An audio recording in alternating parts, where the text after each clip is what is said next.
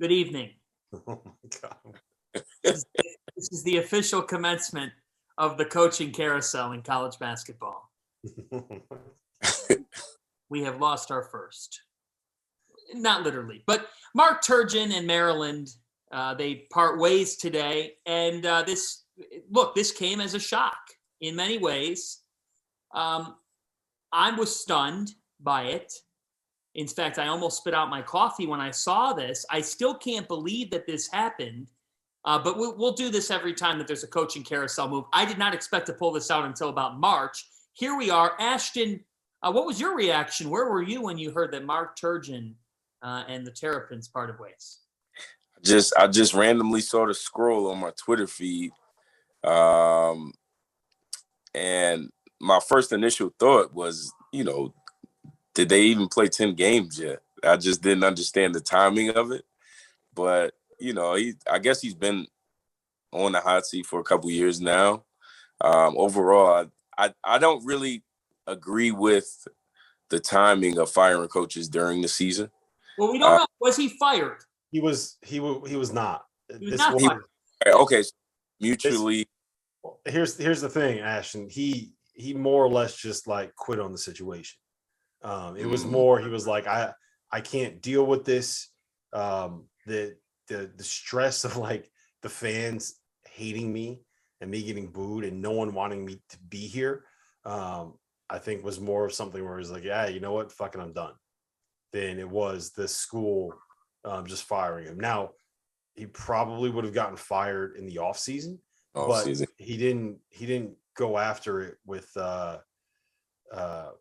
he didn't want to stay more. That was the end of the story here. And maybe it would have been different if he had a team that he believed in. I don't think that he believes in this team all this much. I think that he tried to get other jobs this offseason.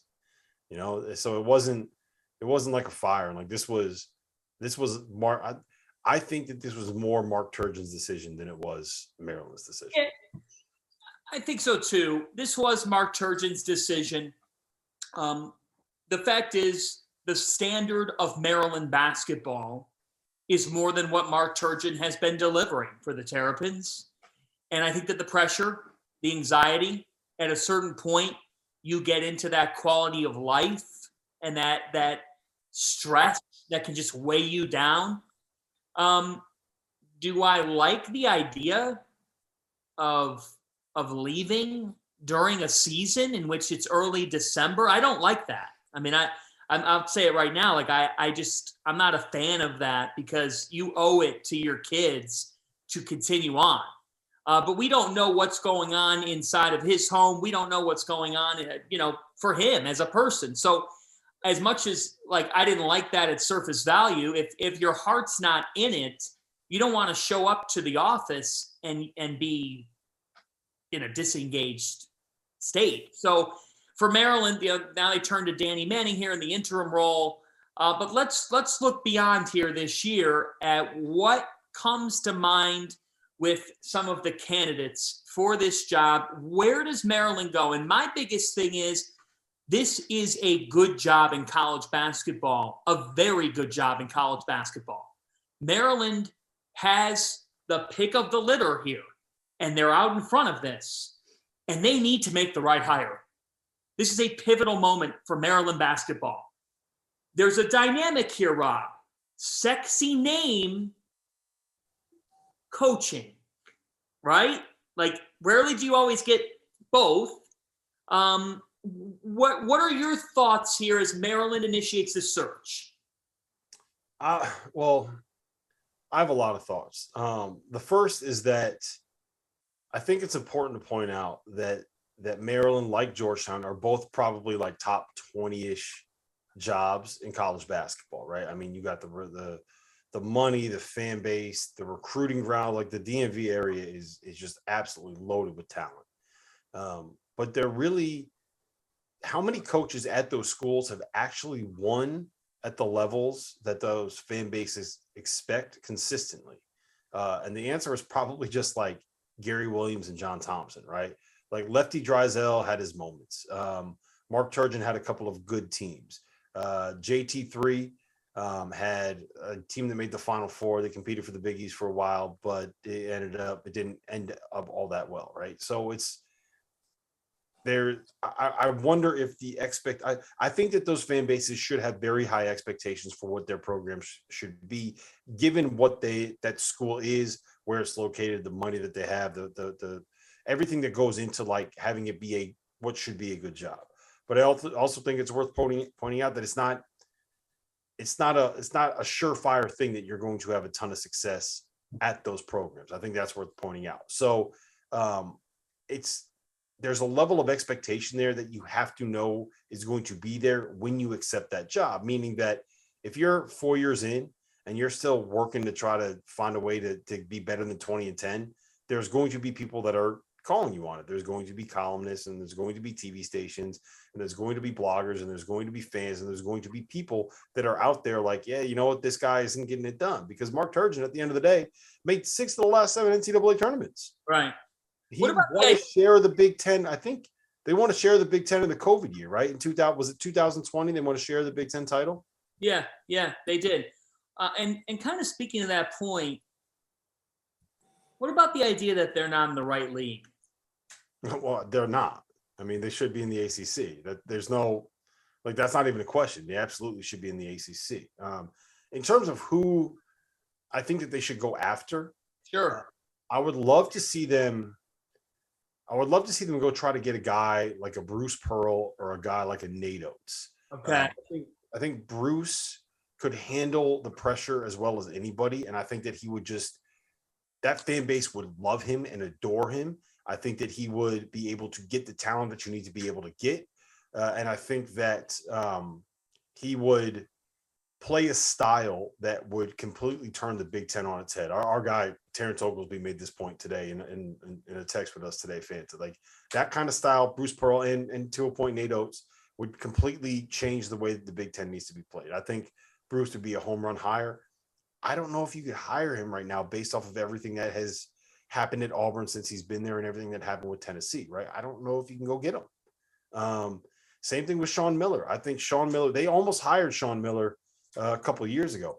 I don't know if you can go out and actually hire Sean right now. Like that's something that you have to decide. I mean, he's probably the best coach that's available, right? Is there anyone that you can go hire right now that has had more success as a basketball coach than Sean Miller? But can you hire a guy that might end up getting a show cause? Like, I don't know. Like, I think you have to wait for that to play out. That's a tough if you can hire Sean Miller and he wants the job, like, I mean, you kind of got to go get that one, right? Beyond that, like, I think it gets a little bit more murky. What do you think? Where are you at on this, Ashton? If you're right now the Maryland AD, who are you going after?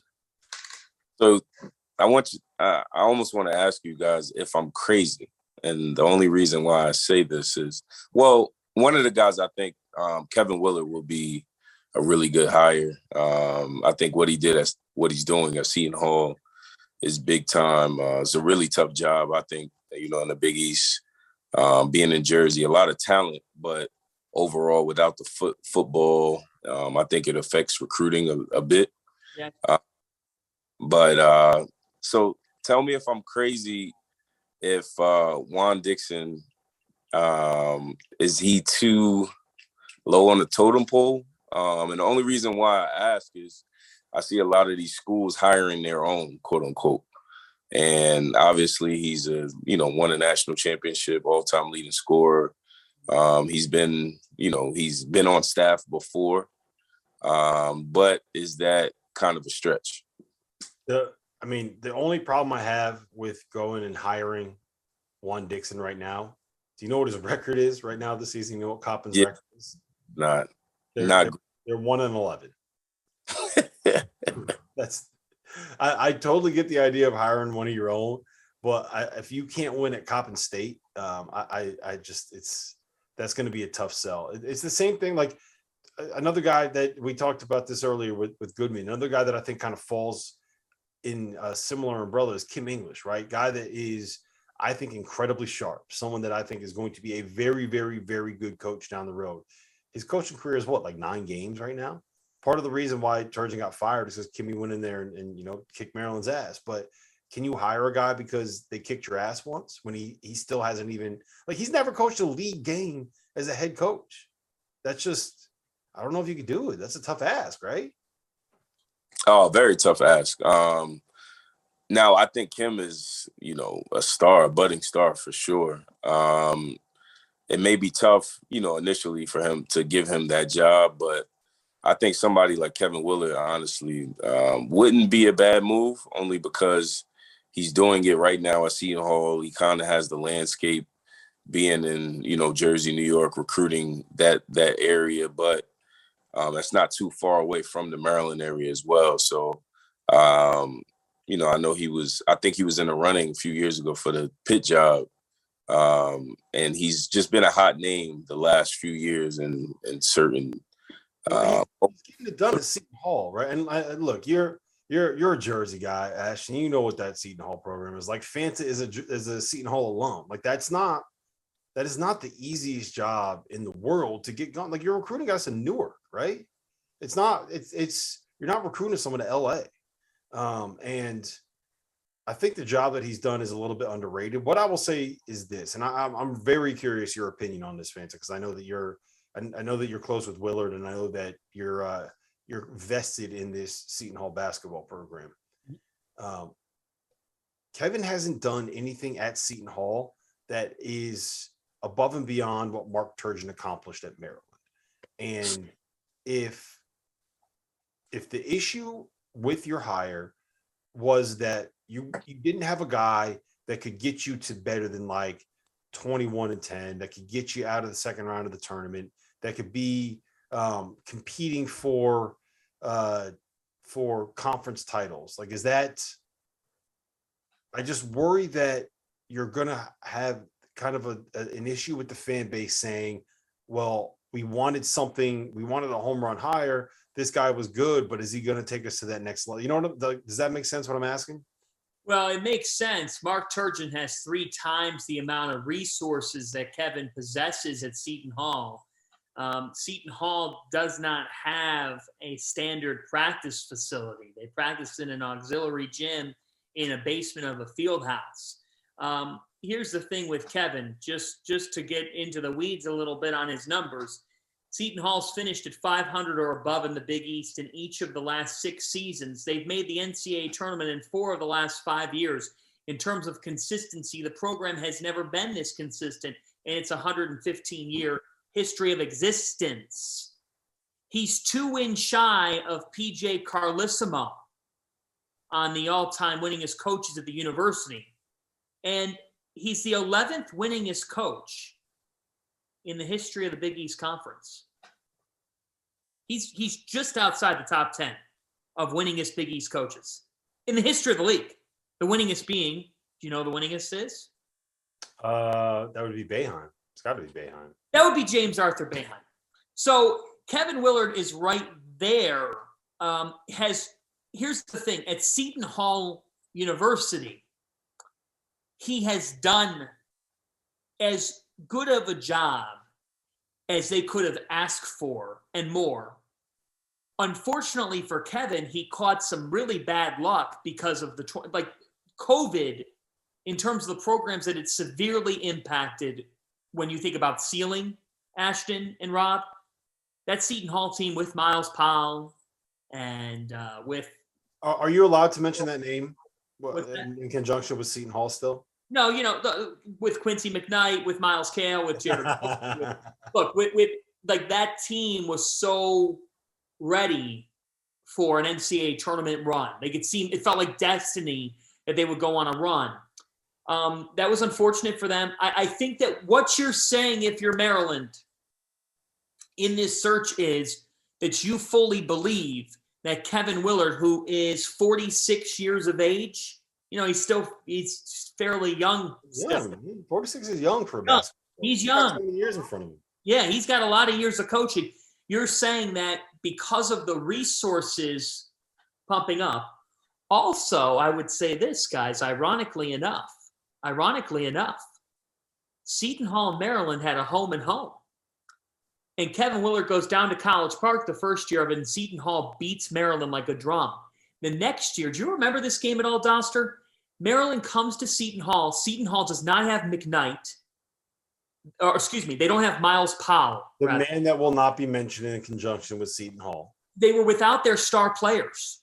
They were without Sandro Mamukelashvili at the time. They were without Powell. They're without all these players. Seton Hall wins the game in a rock fight because McKnight just refuses to lose, and Willard again beats Turgeon. So if you're Maryland, like, one of your top options is actually staring back at you, because if you're that administration, you watched a home and home against this Seton Hall program. If I'm a Maryland fan, I sit here and I see that home and home and I say Maryland should be winning at least a game, if not both games. We are Maryland. They are Seton Hall. That's not the case here. And Seton Hall's consistency level. And remember what Kevin inherited. I mean, Bobby Gonzalez ran that program into a dark spot. Kevin has done a very good job at a job that is not easy. And he has put the program in so much better hands as a result of the kids that he's brought in, as a result of he schedules his ass off. He schedules his ass off. I mean, they're going to play. They already played Michigan. They went down to Florida. They played Ohio State. They got beat at the buzzer. They played Cal. That Cal team ends up not being very good. But you're going to play Texas next week.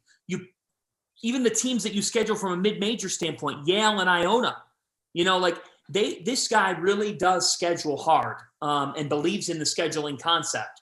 I think that for Maryland, and Kevin has been able to recruit the DMV. He's been able to recruit that area well. So look, I mean, you're not going to hear me. I think Kevin's done a very, very good job and is deserving of a job like this. I don't know what the Maryland board is sitting in that room thinking about. Honestly, right now they're not thinking anything other than like, what the hell are we going to do? Because this was like this was mostly like I said, a Turgeon thing. One thing I want to ask you, Ashton, because I'm pretty sure you played against him. As we're doing this, a text that I just got was John Beeline to Maryland. What do you think about that, Ashton? Do you think that's a good fit? Do you think that could work? Certainly, ball coach. Certainly good pedigree. I don't think I didn't play against them, but obviously, the Beeline name, I think that's big time. I mean, how old is he right now is the question. Very. Yeah, so he's that age where the numbers don't really matter. You just kind of say, yeah, he's old.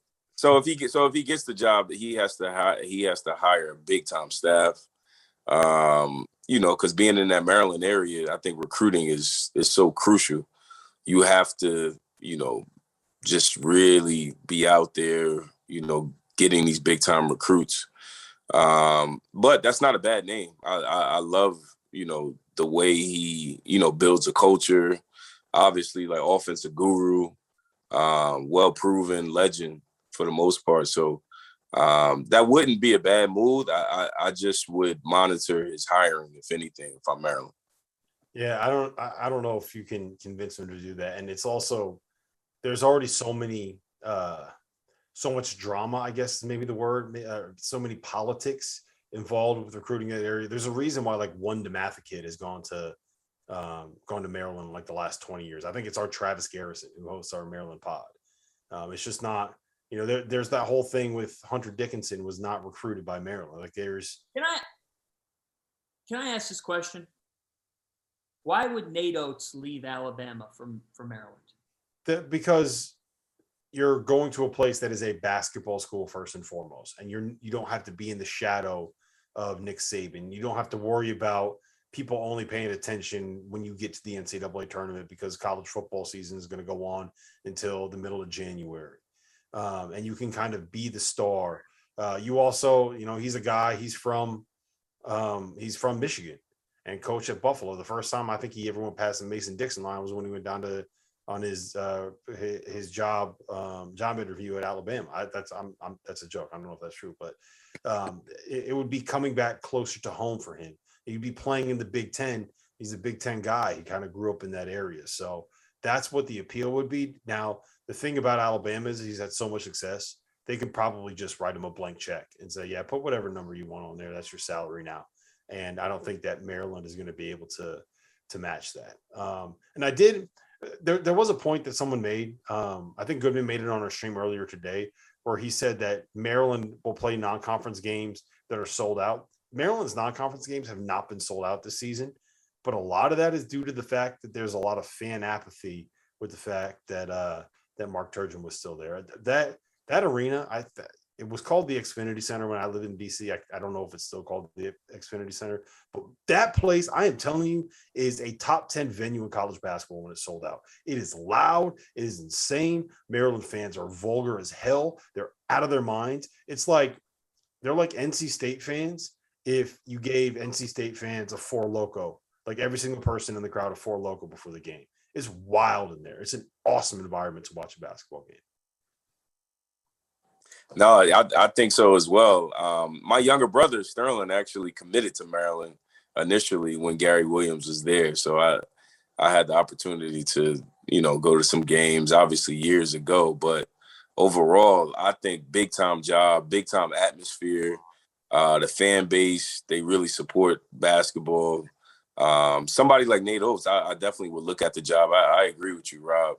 I think he's a Big Ten kind of coach.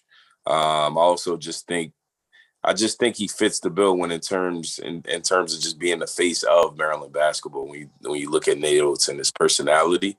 But just being in that Maryland DC area, you can't really beat it in terms of basketball, and they need a big time coach though. I think that you need a big time name as well, just to really get those recruits.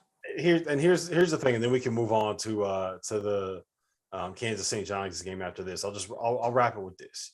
It is now December 3rd, right? Yep. You basically have 4 months to do all of the due diligence that you need to see if you can make any of these home run hires, if any of them are interested. You have 4 months to poke around and see if Sean Miller would actually take a job like this, or you could actually hire him, right? You have 4 months to kind of put out feelers and see if Nate Oates would be interested, to see if the boosters and the people within the university would be okay of going out and getting somebody like a Bruce Pearl. For my money, like if everything else, all things equal, nothing else mattered, and it was a blank slate, I think Bruce Pearl would be the first guy that I would go after if I was Maryland. I mean, the dude's a hell of a coach. He can recruit. He's gonna the style that he plays would completely change the way that Big Ten basketball is situated. I mean, I think the world of Bruce as a coach. I don't know if you can actually make that hire if you are Maryland, if that makes sense.